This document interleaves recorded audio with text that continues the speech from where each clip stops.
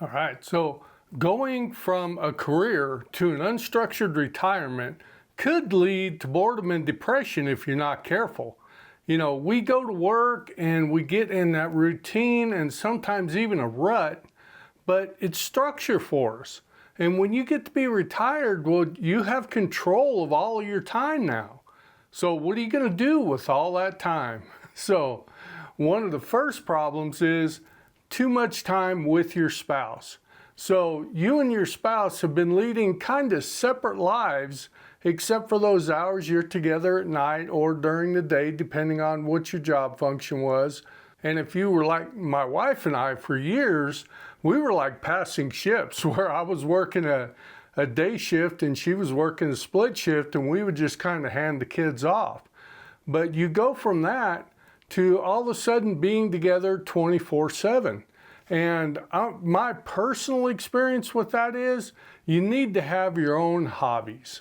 And you need to have something that's yours. Like me, I have my golf and my fishing. And that kind of keeps me busy quite a few hours, not of every day, but quite a few days. Now, my wife, she has friends who are also retired, who she goes out and she has play dates with those friends. And it works out rather well for us. So we haven't had that problem. We did have some discussions before I retired about what retirement was going to look like. So anyway, too much time with your spouse. And the second is what I mentioned up front, missing the routine or the structure of work. And with that structure, along with that structure, many times comes friends. And you can really get to missing those friends in retirement, or just having the adult conversations about work, because most of the people you're going to meet on the street and your spouse may not really know much about what you did for work. And especially in the first few months, you're not wanting to let all that go. That may be something that you worked at for 40, 50 years, and you're not wanting to let that go. So you got to be careful with that you're going to miss work too much. I know that sounds crazy, but you could miss work too much. I still struggle with it a little bit, not much, a little bit. And the third one is something that probably will wear off over time, but many of us had very stressful careers. And when we get done, when we retire, we're done, we're cooked, stick a fork in us. We just need to relax for a while and decompress. And the problem with that is you feel lazy after all those years of getting up every day and going to work and fighting the battles and, fighting the good fight. It's pretty hard to just all of a sudden just stop. And when you stop like that, you can have a feeling of being irrelevant. And that can be a real problem, because all of a sudden you feel like you're not needed anymore, and you feel lazy and you feel like a sloth. So I know I went through that for a little while. When I first retired, I felt like, man, there's got to be more to it than this.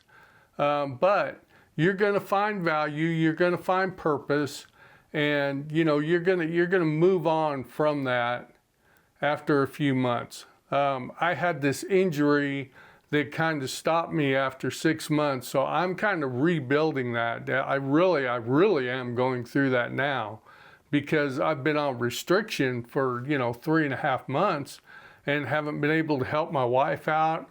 I have a daughter who's moving, and I'm just now getting off restrictions, and I'll be able to help her. So mine is a little bit different. Hopefully here in the second half of 2024, I'll really get to finding my retirement groove. Now this fourth one, my wife can actually kind of compare with this, in that it's called the sandwich generation.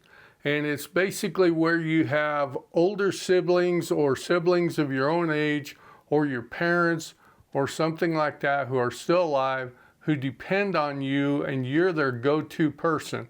Well, at the same point in time, guess what? You have adult children, and your adult children can also be reliant on you as being the go-to person. And in that, you get kind of sandwiched in that generation. And that can be very hard. It can be very stressful, having so many people that are depending on you for different types of answers and just leaning on you all the time. But my wife, she's a wonderful person. She loves it. She thrives on it, actually. Me, myself, I like being wanted, but at the same point in time, if it were, an everyday occurrence where I had one or the other, it would probably get pretty old for me. But luckily, I don't have that problem. And the fifth one here is kind of funny, but you can become an annoyance to your friends. Yeah, you really can. Because when you get to enjoying retirement so much, and all you're doing is telling your stories about your last vacation and where you went, and that you're going to go golfing on Tuesday and then again on Thursday, and you can just become an annoyance to your friends. And that could become a problem, and you could even get some feedback on that, some pretty serious feedback. So be careful not to be too chipper around your friends when you hit that retirement groove and you really get to enjoying your time. And the sixth one here is when you start creating value in retirement and purpose, you might overdo it a little bit, and you'll find that you have so much on your plate that there's not enough time for everything. And you may need to scale back on some of these volunteer activities or the part-time job you have, meeting with your clubs and your groups, things like that.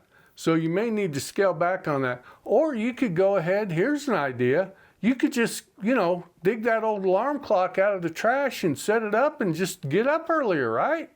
No. That ain't happening for this guy. I really enjoy sleeping in the mornings, that's for sure. And the seventh one, I touched on a little bit earlier, and that's feeling irrelevant, right? So when you get to that stage and you decide that it's time to come out of that and get some purpose in your retirement, pick up some hobbies, take some classes, learn a new language, or join a club or something like that. But feeling irrelevant is pretty bad. You can't just lay around all the time. You got to have value. You got to have purpose in your retirement. So let's get up off the couch. I think I mentioned it before that as retirees, they did a survey and they said we were spending 83% of our time on the TV. We got to stop doing that. We got to get out there. We got to do something. We got to help people and be relevant, okay? So I hope you've gotten some value out of this video, and if you have, please reach down and hit that like button and watch this video next.